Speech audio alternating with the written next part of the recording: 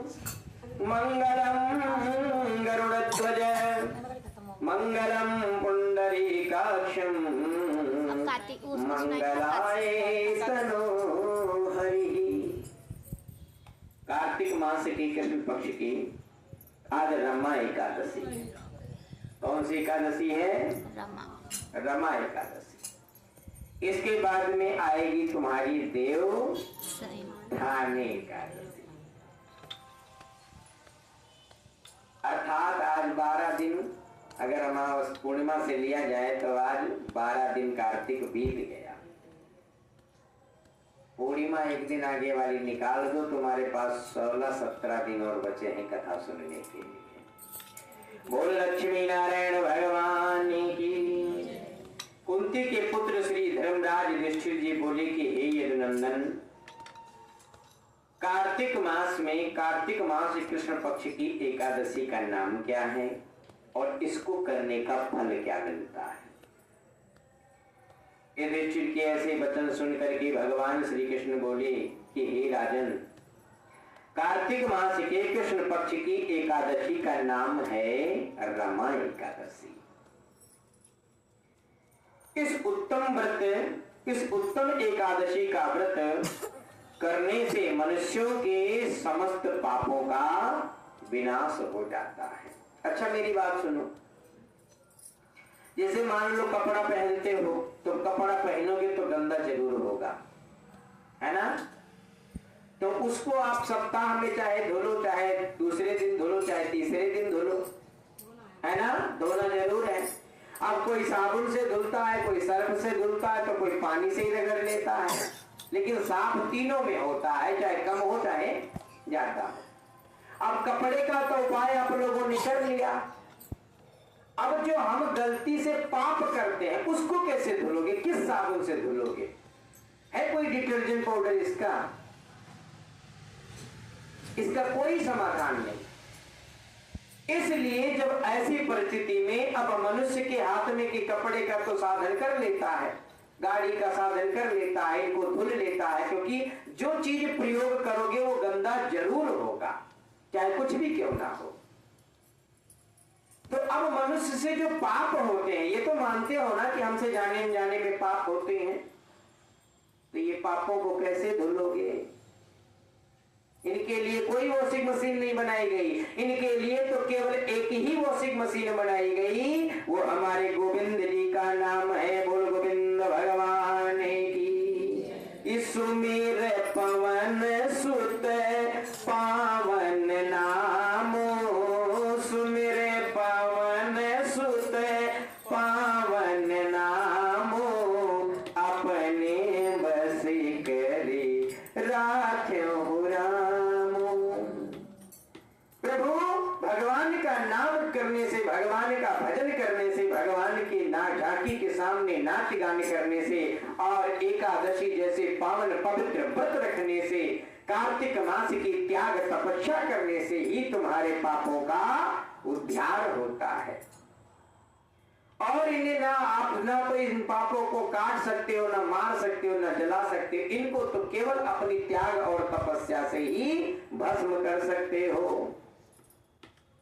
उसी प्रकार से जैसे कपड़ा गंदा होता है, हमें धुलना पड़ता है, उसी प्रकार से हमारे किए गए इंद्रियों के द्वारा, किए गए पंचभूत शरीर के द्वारा जो पाप होते हैं उनको धुलने के लिए ऐसे कर्म, व्रत रखना, दान करना, पूजा करना, सेवा करना, यही धुलने का मुख्य काम करते हैं।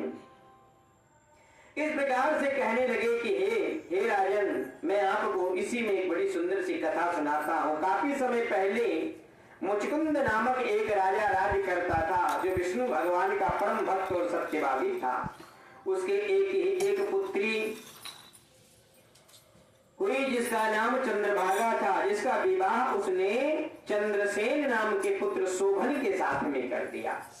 अब चंद्रभागा और शोभन दोनों बड़े प्रेम भाव से रहने लगे। एक दिन चंद्रभागा अपने मायके चली गई। अच्छा, मायके में बड़े सख्ती से सब रहते थे, एकादशी को क्या 10वीं से ही अन्न देना वर्जित कर देते थे। अब इनको चंद्रसेन को लगा भैया हमें भी जाना चाहिए, हमारी ससुराल है, जाना चाहिए ससुराल, कब जाओ कि फंस जाओ कुछ पता नहीं है। हम पहुंचे, अच्छा जिस दिन ये पहुंचे उस दिन एकादशी, सुबह एकादशी है। अब ये बेचारे ऐसे मरेले से हैं, सूखे से किसी तरीके से अपना जीवन व्यतीत करते हैं। वहां पहुंचे और पहले ऐसी कोई वेदन नहीं कि भैया टिकट करवा लो पहुंच जाओ, किसी तरीके से पैदल जाना पड़ता था। यानी अगर जाना ही बंदा कहीं, मान लो कहीं जाना है तो एक हफ्ते पहले प्लान बनाता था कि वहां पहुंचेंगे, सतुआ खाएंगे, वहां खाएंगे, ये खाएंगे, तब रास्ता कटेगा। बड़ी मुश्किल से पहुंचे वहां तो चंद्रभागा ने कह दिया कि अरे आज आपको आने की क्या जरूरत है, अपने ससुराल भी ना हो। अरे ससुराल तो आओ, लेकिन यहाँ पे तो कुछ खाने पीने की व्यवस्था नहीं है। क्यों? क्योंकि हमारे पिताजी के राज्य में 10वीं से ही पशुओं को अन्न देना वर्जित कर देते हैं। आप तो इंसान हैं प्रभु। चंद्रसेन ने सोचा कि भैया अगर ऐसी परिस्थिति बनी तब तो हमारे प्राण पखेरु उड़ जाएंगे, लेकिन हम यहाँ से पैदल जाएंगे घर तो भी हमारे कहानी खराब हो जाए, इसलिए चलो दुष्के से पड़े रहेंगे। बड़ी मुश्किल से प्रातः काल हुआ, एकादशी का व्रत रखा। अब रखा तो जा नहीं रहा है, तो एकादशी का व्रत रखा और रखने के बाद में सुबह उनके प्राण पखेरु उड़े गए। बोलो गोविंद भगवान की। राजा ने उनके देह का अंगोष्ठी करवाया। करवाने के बाद जब उनके यम धर्मराज के दूत लेने के लिए आए तो मंदराचल पर्वत का एक शिला ही उनको प्रदान कर दिया, राजा बना दिया वहां का। और राजा जब बना दिया, सोचो कि व्रत का महत्व तो तुम देखो। जब राजा जबरदस्ती किया, बेचारे ने मतलब था ही नहीं, कुछ गलती से किया और देखो कैसे कल्याण हो गया। मंदराचल पर्वत के एक शिले का उनको राजा बना दिया, राजपाट करने लगे। उनके ससुराल के एक ब्राह्मण देवता गए, क्योंकि ब्राह्मणों का काम था जितना जजमानी में घूमो उतना अच्छा, पर मेरा मेरी कहानी तो ऐसी कि मैं बिना काम के निकल ही नहीं पाता। होता जैसे नियम होता है कि ब्राह्मण को ये चाहिए कि अपने जजमानों के घर वो जावे, और पहले के आज के भी लोग गांव में आते हैं जाते हैं कि भाई चलो जरा हाल चाल ले हुए आते हैं। तो जब ब्राह्मण जाने लगते हैं, कोई पानी कोई दूध, उसके बाद 10-5 रुपए हुए, अगर वो हफ्ता में अपने जजमानी में घूम लेते हैं तो 100-200 रुपए गांव में आज भी मिल जाते हैं। क्योंकि विधान है कि ब्राह्मण यदि आपके घर आवे हैं तो उसको खाली नहीं जाने देना है, ये नियम है। और यदि आपका पुरोहित आया है तो उसको बिल्कुल भी नहीं जाने देना। आपका दामाद आता है, आप वापस जाने देते हो, तो क्या दामाद से भी गुरु की इंपॉर्टेंट कम है? ऐसी परिस्थिति में जब ये देखा गए तो वो राजा पहचान गए कि तो मेरे ससुराल के ब्राह्मण देवता हैं। बुलाया और हाल चाल अपने ससुर जी का और अपने का क्षेम कुशल पूछा। उन्होंने कहा वहां तो खैर ठीक ठाक है, तुम्हें ये राजा कैसे मिला, ये पाठ कैसे मिला? आपको नहीं पता मेरी पत्नी जबरदस्ती व्रत करवाई है, लेकिन ये सिंहासन जो मेरा है ये ना, ये मैं ध्रुव की तरह बनाना चाहता हूं। जैसे ध्रुव अपने सिंहासन को अटल कर लिए हैं, ये मेरा सिंहासन अटल नहीं है। कैसे अटल होगा? जब तक मेरी पत्नी मेरे बाम अंग में आकर के नहीं विराजमान हो जाएगी तब तक मेरा सिंहासन अटल नहीं होगा।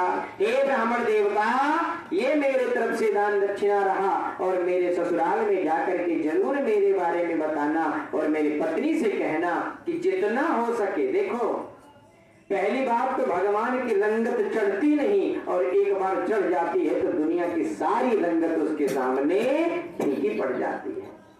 अब जो गलती से एकादशी का व्रत किया था उसने जब देखा कि जब वास्तविक रूप से करेंगे तो क्या होगा, कहने लगे मेरे पत्नी से जाकर के कहना कि जो कम यदि पूजा पाठ करती हो तो व्रत को और करे, क्योंकि उसके लिए अभी मेरा सिंहासन रिक्त है, और ये सिंहासन केवल अच्छे कर्मों से प्राप्त होगा। मैं उसका पति हूं इसलिए नहीं प्राप्त होगा, ये सिंहासन उसके किए गए अच्छे कर्मों से ही उसे प्राप्त होगा।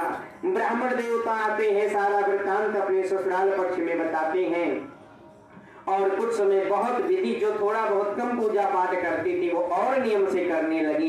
कुछ समय के बाद में चंद्रभागा का भगवान ब्रह्मलीन होती हैं और भगवान की कृपा से, एकादशी माता की कृपा से, विष्णु भगवान के आशीर्वाद से शोभन के पास में जाकर के बाएं अंग में विराजमान होती हैं। और विराजमान होने के बाद में भगवान अटल राज उनका बिल्कुल परमानेंट के लिए, जैसे ध्रुव तारा का राज कर दिया, ऐसे उनका भी राज अटल तक कर देते हैं। ऐसी परिस्थिति में भगवान कहते हैं कि जब तुम्हारा समय मिले, जैसा भी मिले, क्योंकि मानव का चोला है, ये कब तक है कोई गारंटी नहीं है, तब भगवान के नाम का सहारा लेकर के अपने जीवन को आगे बढ़ाओ। बोल एकादशी